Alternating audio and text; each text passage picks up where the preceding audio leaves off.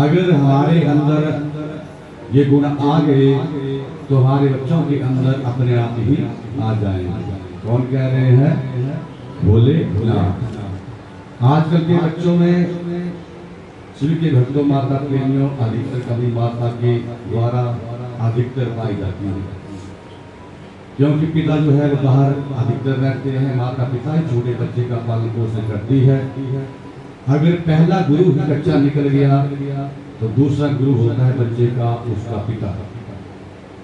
पहले गुरु ने कुछ संस्कार नहीं किया तो पिता भी संस्कार दे रहे पीछे रह गए, तो फिर तीसरा गुरु महाराज चाहे कितना ही बच्चे को संभाले, बच्चा नहीं सुधरेगा। आधा सुधरेगा, आधा रह जाएगा। बोले हर हर।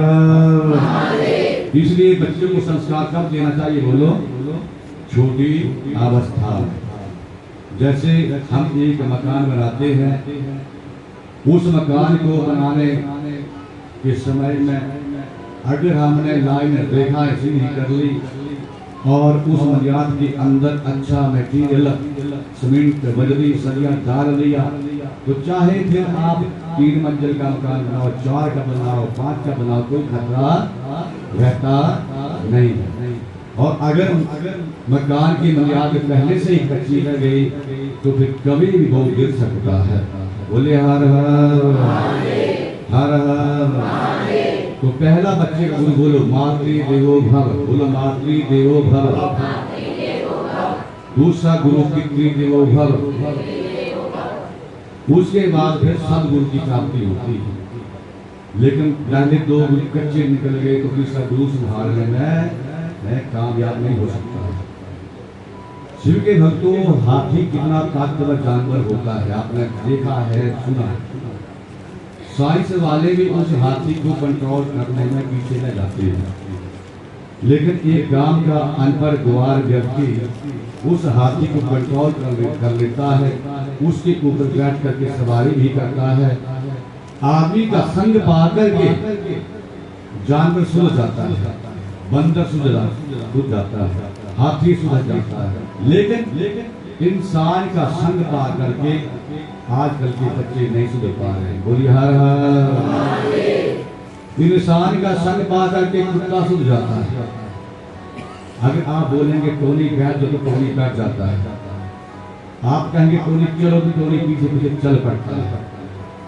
क्या कमी है कि आजकल के माता पिता के द्वारा जब बच्चा बड़ा हो जाता है तब दुख प्राप्त करते हैं। छोटी अवस्था में जब बच्चा छोटा होता है खुद भी चलो और बच्चे को भी संस्कार अच्छा दो। बोले हर हर। नहीं तो फिर एक अंधी माता का प्रसंग आपको कहते हैं। महाराज जब बचपन में ही पति का साथ छूट गया, बच्चा घर में 1 वर्ष का बेटा एक दिन अचानक कहीं से गिर जाता है। जैसे ही बेटा गिर गया तो वो माँ उसको डॉक्टर के पास लेकर के गई। डॉक्टर के पास जैसे ही उस बच्चे को लेकर के गई, डॉक्टर ने कह दिया कि देखिए इसकी दोनों आंखें चली गई, अगर इसे कोई आंख का दान कर दे तो ये बच्चा दोबारा देख सकता है। बोलिए हर हर। उस माँ ने, गरीब घर की माँ ने तनिक भी विचार नहीं किया। उसी पल अपने बेटे की ममता के कारण कि डॉक्टर साहब मेरी आंखें आप ले लिया, लेकिन मेरे बेटे की आंखों में रोशनी आप डाल देगा। ये माँ की ममता होती है। अब बच्चे को क्या पता, जब बच्चा बड़ा होता है उसे तो रोशनी मिल गई, लेकिन बेटे की नजर में उसकी माँ पूरी उम्र अंधी बन गई। क्या बन गई? बोलो।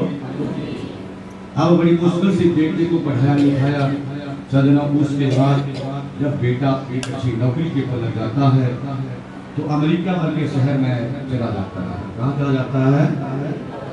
और घर में कौन छोड़ गया? बूढ़ी माता को। अब बेटे की याद आती है, बूढ़ी माता को चिट्ठी डालती है, लेकिन बेटा जवाब नहीं देता। अब उसकी नजर में वो माँ अंधी है, उसकी नजर में वो माँ बुरी है। अब माँ के भक्तों कुछ दिनों के बाद बेटा जवाब देता है कि माँ मैंने यहाँ पर ही शादी कर ली। क्या कर ली है? अब हम 1 से 2 हो गए।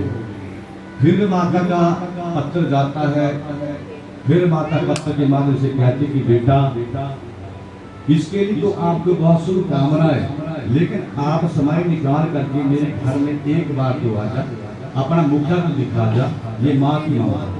लेकिन बेटा फिर जवाब देता है कि माँ क्षमा करना, अब हम पहले 2 थे और 2 से 4 हो गए। कितने हो गए? और 2 से 4, पहले 2 काम थे कि 4, फिर कितने बच्चे हो गए? फिर 8 हो गए। और 8 काम किसके होते हैं? बोलो बोलिए हर किसके होते हैं 8 काम? मकड़ी के। देखा आपने मकड़ी को? मकड़ी जाला बुनती रहती है, जाला बुनती रहती है, जाला बुनती रहती है, और एक दिन ऐसा आता है कि उस जाले में स्वयं फंस जाती है, बाहर निकलने का रास्ता ही नहीं मिल पाता है।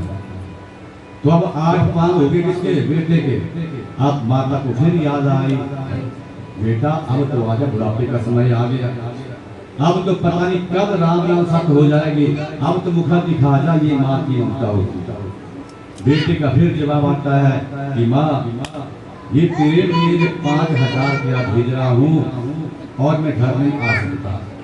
जैसे पत्र पड़ा बहुत दुख हुआ। अब माता ने भी एक चिट्ठी लिख दी, एक पत्र लिख दिया, या पता नहीं कब राम नाम सत्य हो जाए, कब बुलावा आ जाए। तो पत्र में लिखा मुसलमान गुरु बुलाएंगे, बोले हर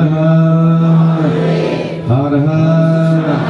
हम कभी भी माँ बाप कारण चुका नहीं सकते, हम कभी भी माँ बाप कारण चुका नहीं सकते, उनके एहसान है इतने हम गिना